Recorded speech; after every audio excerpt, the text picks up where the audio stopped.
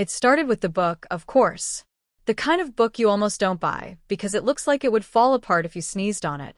It had that faded, tea-stained paper smell that instantly transported me to a different time, the 1960s, maybe even earlier. The cover was nothing more than thick cardboard wrapped in peeling faux leather, with a title barely clinging to the spine. Fortunes from Forgotten Tricks, the old hustler's handbook.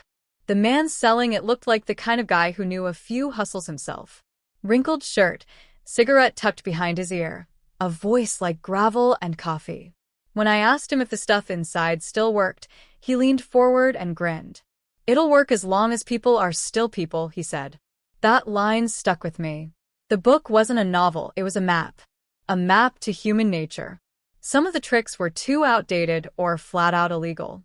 Others were clever, but required things I didn't have, like a circus or a team of card sharps. But then about a third of the way in, I found it. The one that changed everything. The author broke it down into 4 rules. Find what people ignore, make it look better, give it a story, sell it to someone who needs that story more than the thing itself. I'd read business books before, but this was different. It didn't require a startup loan or a fancy website. Just a sharp eye and a willingness to get your hands a little dirty. That night, I emptied my wallet, $50 give or take, and headed for the thrift store. I remember how the place smelled of old wood and mothballs. The fluorescent lights hummed overhead as I walked past racks of 90s jackets and piles of chipped mugs. I wasn't looking for valuable things. I was looking for ignored things. That's when I saw the bin of vinyl records. No protective sleeves. Dust everywhere. Band names I'd never heard of. But the covers were electric. Some had psychedelic swirls, others had moody black and white portraits.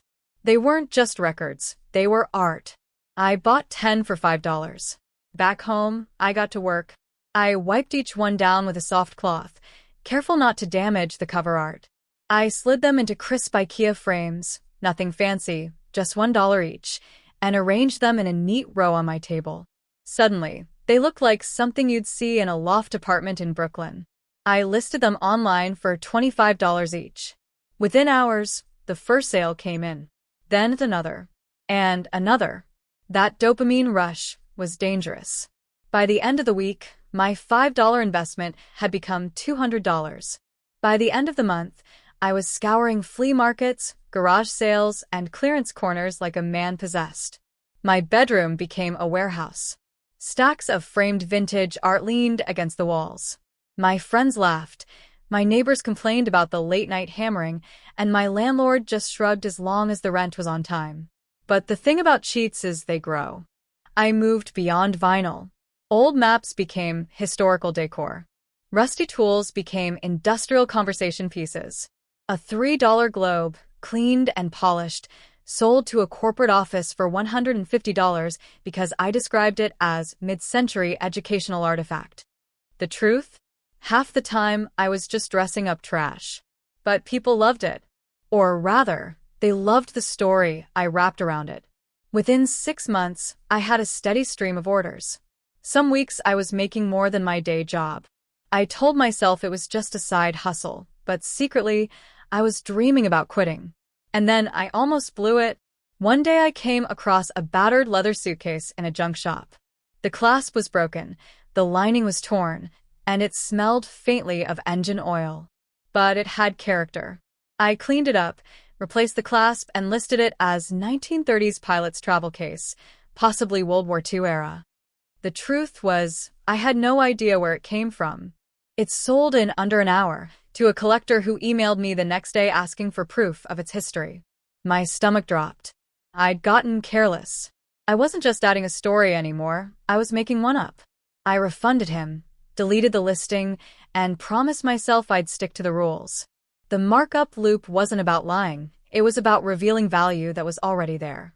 The moment I forgot that, the cheat could turn into a con.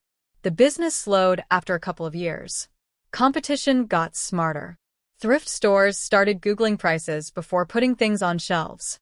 But the skills stuck with me. I can't walk through a market or even a junkyard without seeing possibilities other people miss. That one cheat didn't make me yacht rich, but it gave me a freedom I'd never had before, the ability to create money out of almost nothing. And, in its own way, that's better than winning the lottery. Because a lottery win can run out.